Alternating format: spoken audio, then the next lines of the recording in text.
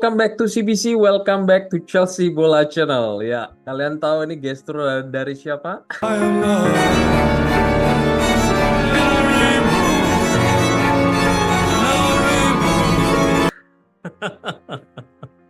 Victor Gyökeres, ya. Are you exciting, guys? Wait. Sabar, kita akan ke sana nanti ya. Oke, sampai lupa dulu nih, CBC lupa menyapa. How are you, guys? Gimana video yang kemarin? Kaget, happy, atau jangan-jangan pada muak ya? Mendengar tingkah laku dari Osimhen dan para pihaknya and the gangs. Aduh, jadi rasanya itu bercampur aduk ya teman-teman ya. Aduh, asli nggak jelas banget nih Osimhen sama the gangs. Tragis ya, main di Liga Turki ya, pada akhirnya sebagai pemain pinjaman pula.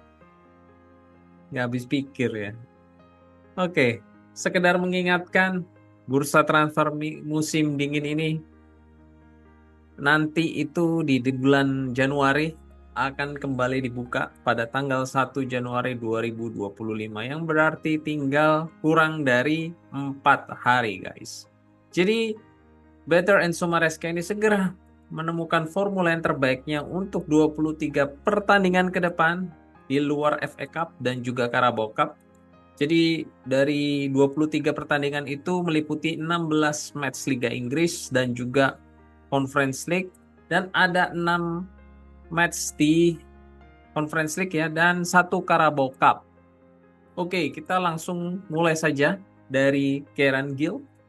Chelsea masih bekerja untuk pemain yang akan keluar sebelum bursa transfer lainnya akan ditutup.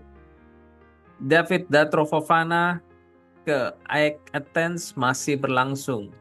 Pembicaraan sedang berjalan. Harvey Valley, Alex Matos, David Washington, Ben Chilwell tersedia untuk penjualan atau peminjaman.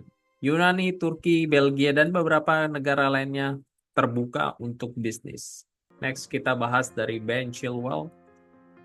Dikutip dari Matt Lowe, Chelsea terbuka untuk mengizinkan Ben Chilwell untuk pergi sebagai pemain pinjaman ke Turki daripada dia menghadapi 4 bulan situasi sulit di persepak bolaan.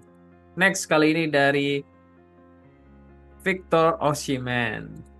CBC ini menemukan repost dari Buci Laba ya, yang kemarin kita bahas yaitu dia men-tweet pada tanggal 31 Agustus ya. Dan buat yang tidak tahu siapa ini Buci Laba, CBC itu sudah menjelaskan kemarin di video CBC yang ke episode 40 ya, di mana dia ini adalah seorang jurnalis dari Nigeria yang memiliki kedekatan dengan Victor Osimhen. Buci Laba itu bilang begini di tanggal 31 kemarin.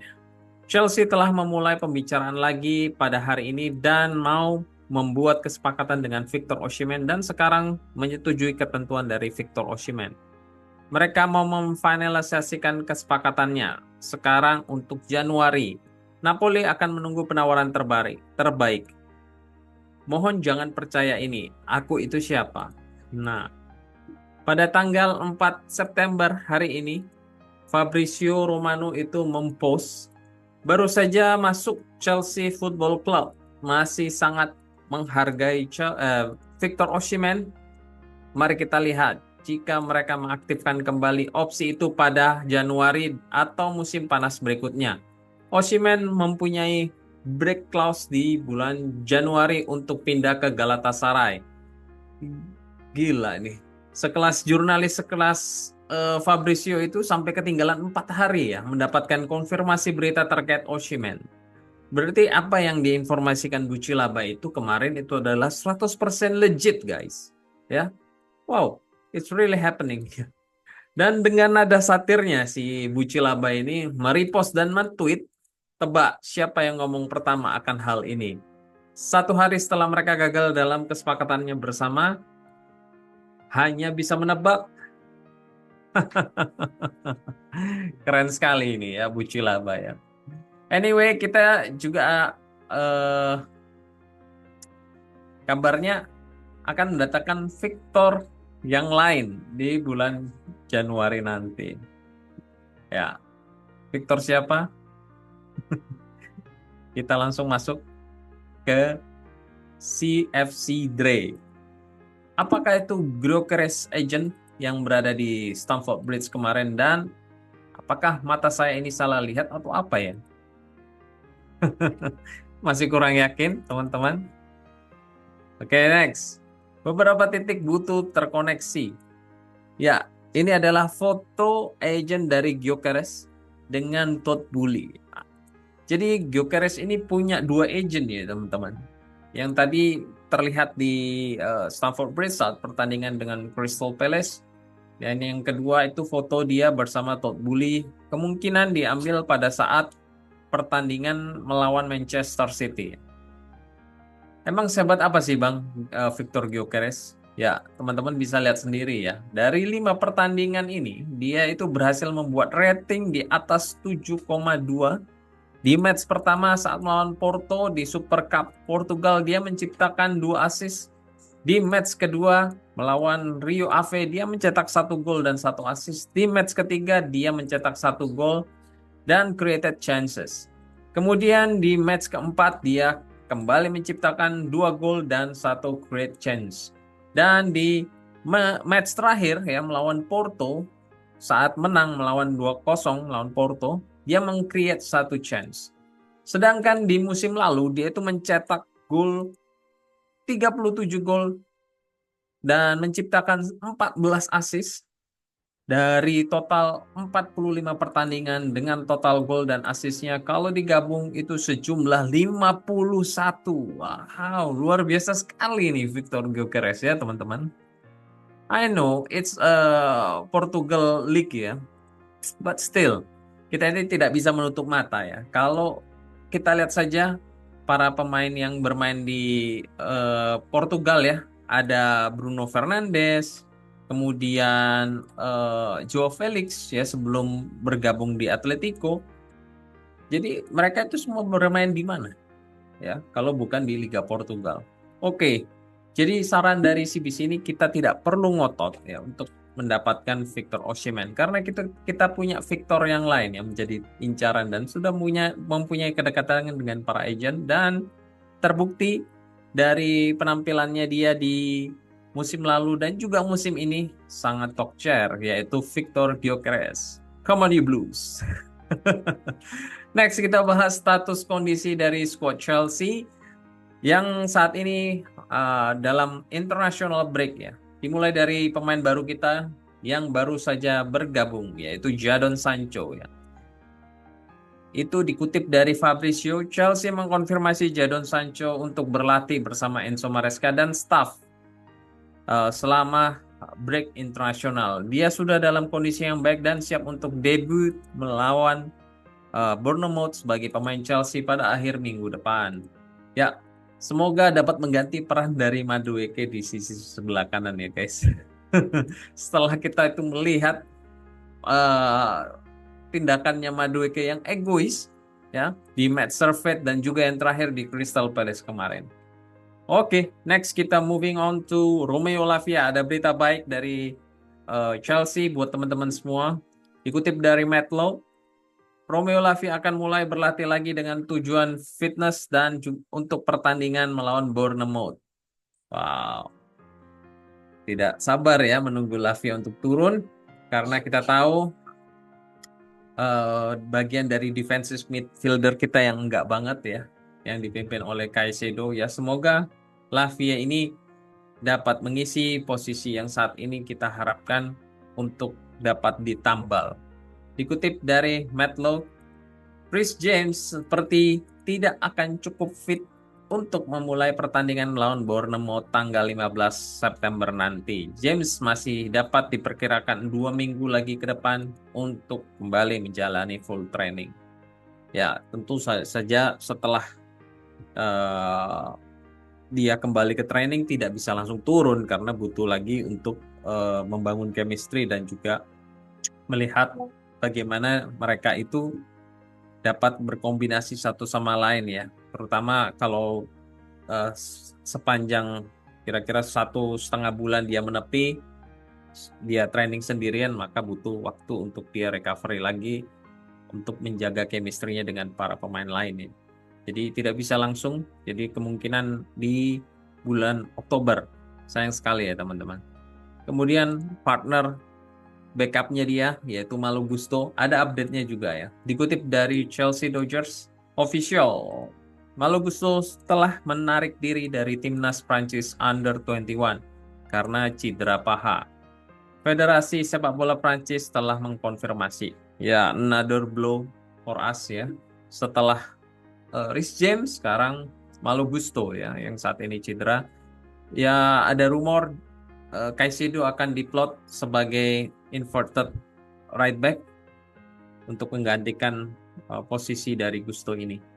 Ya, kalau dia di inverted, ya better Enzo itu mengisi posisinya Caicedo di posisi nomor 6 dan posisi nomor 8 diisi pemain yang semestinya ada yaitu Felix ataupun Nkunku untuk dapat memberikan umpan-umpan terobosan yang baik kepada winger di sebelah kiri, karena kita tahu di winger sebelah kiri kita itu adalah kartu mati selama ini, karena yang hanya berjalan itu di sisi sebelah kanan dari Palmer dan Madueke ya, karena posisi Palmer di attacking mid sebelah kanan. That's why CBC berkali-kali bilang siapapun yang ada di winger kiri itu akan mati, karena Enzo itu lebih ditarik ke belakang lagi.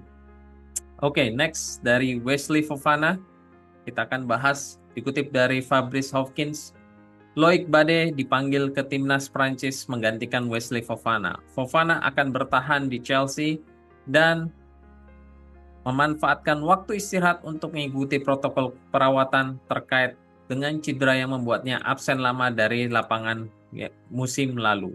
Ya, CPC juga mengharapkan begitu ya teman-teman. Ini sangat riskan sekali jika dia turun di timnas Prancis ya.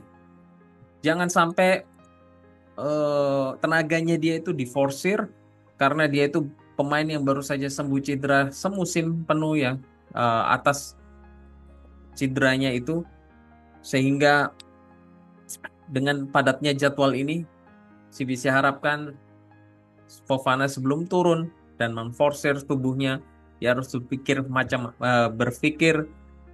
panjang dan matang-matang apa yang harus dia lakukan sebelum mengambil keputusan.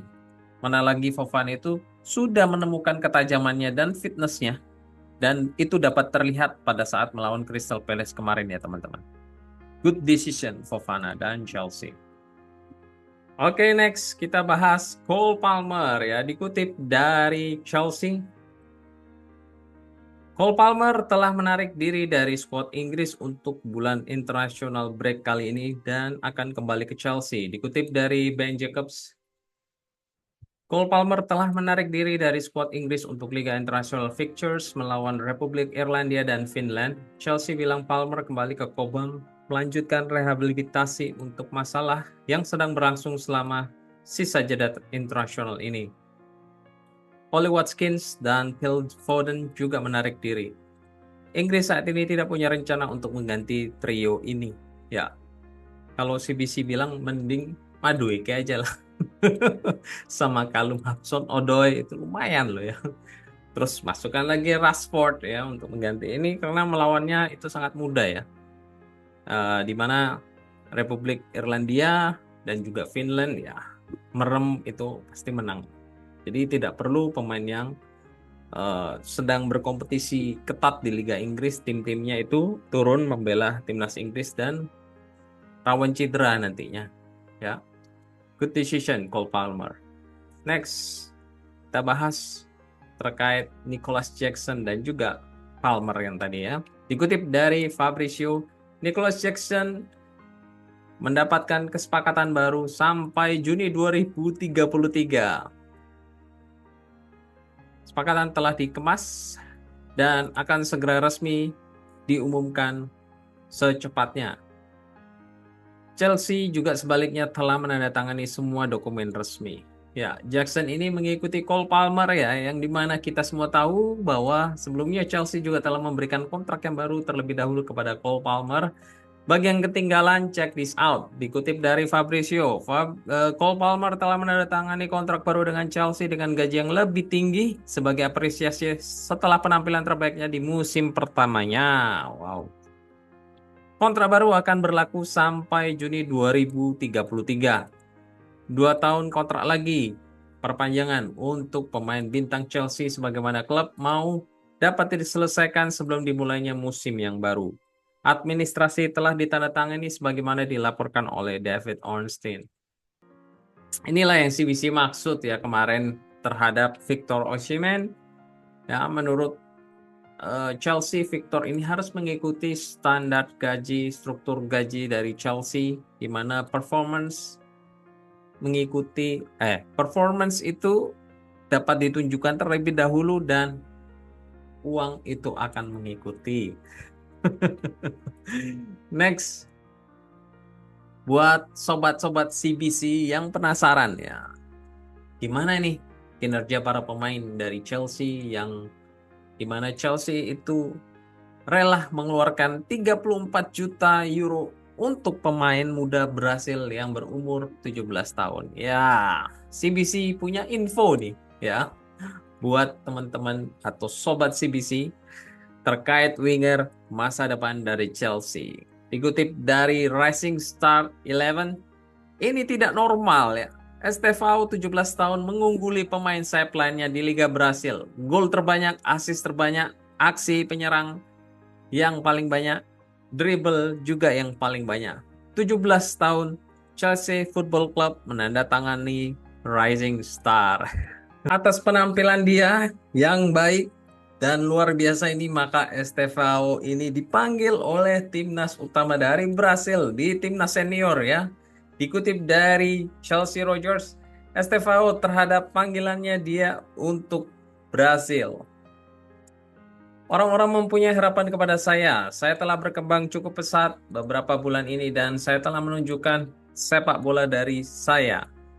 Debut saya dengan Brasil membuat pengharapan yang bagus dan saya hanya mau membantu national team. Wow, good job Estevao ya. Semoga debut di timnas senior Brasil ini dapat menambah pengalaman yang luar biasa dan berkancah lagi di laga internasional melawan tim dari senior di timnas negara-negara yang lain. Kita tunggu di tahun depan Estevao ini akan dapat bergabung dengan Chelsea dan mengisi di winger kanan. Wah, luar biasa winger kita ini ya. Sisi sebelah kiri Neto, di sisi sebelah kanan Estevao. Kemudian di attacking mid itu ada Felix, terus ada Palmer di attacking right. Tinggal kita berani mengambil keputusan atau tidak untuk bermain lebih menyerang lagi. Oke, Enzo Maresca.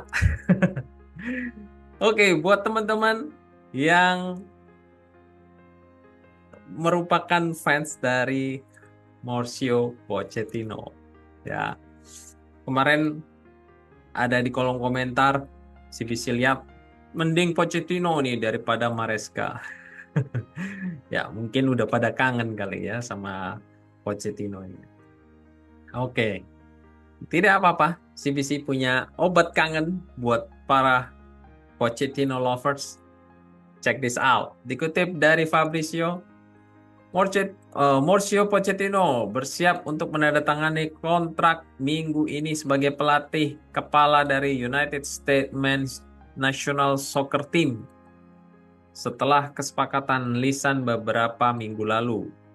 Semua topik hukum telah diselesaikan dan kontrak hampir siap. Jika semua berjalan sesuai rencana, langkah formal dapat dilakukan minggu ini untuk Poch.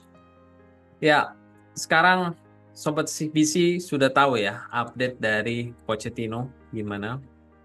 Oke, good luck Poch sama timnas Amerikanya, semoga dapat memenangi dari Copa America setidak-tidaknya ya sebelum masuk ke World Cup nantinya ya untuk lebih sukses lagi. Oke, kita baru saja merilis third kit yang baru ya, yaitu Blackpink kemarin. Tapi CBC punya bocoran nih terkait konsep ya, baru konsep konsep warna lagi ya, bukan konsep jersinya gimana ya. Konsep warna dari jersey Chelsea baik home dan away kit untuk musim 2025-2026. I know. Masih lama sih ya.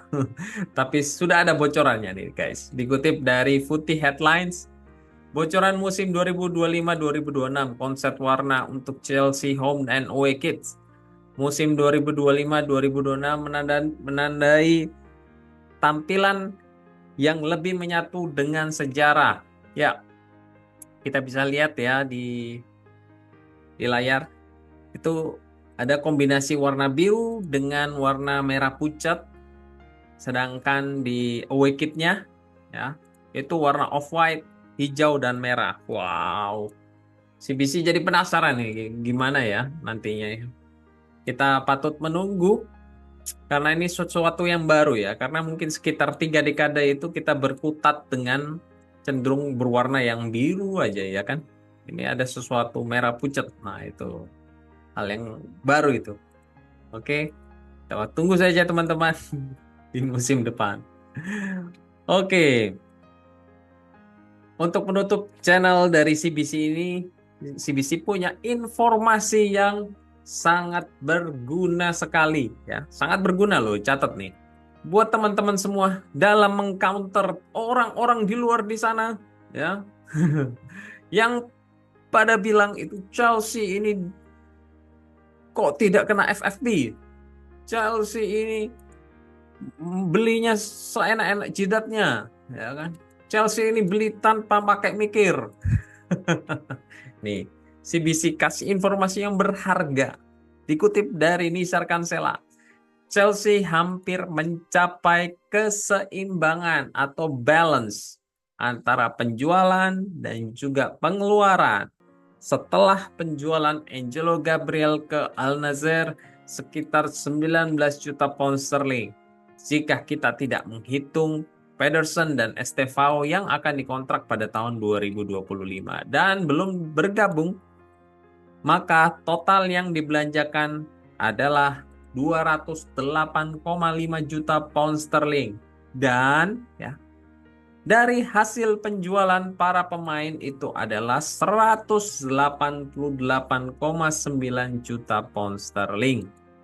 Berarti Chelsea hanya kurang dari 25 juta pound sterling untuk pembelanjaan di musim panas ini. Oke. Jadi buat orang di luar sana, ya di luar sana. Ya. Bicara data bos, jangan omon-omon aja kagak pakai data. Oke, that's all di episode ke-41 ini. Thanks for watching. Don't forget to subscribe and like and share dari channel CBC ini sebagai bentuk support dari teman-teman, dari sobat CBC semua. Have a nice day, take care, and keep the blue flag flying high. Come on you blues.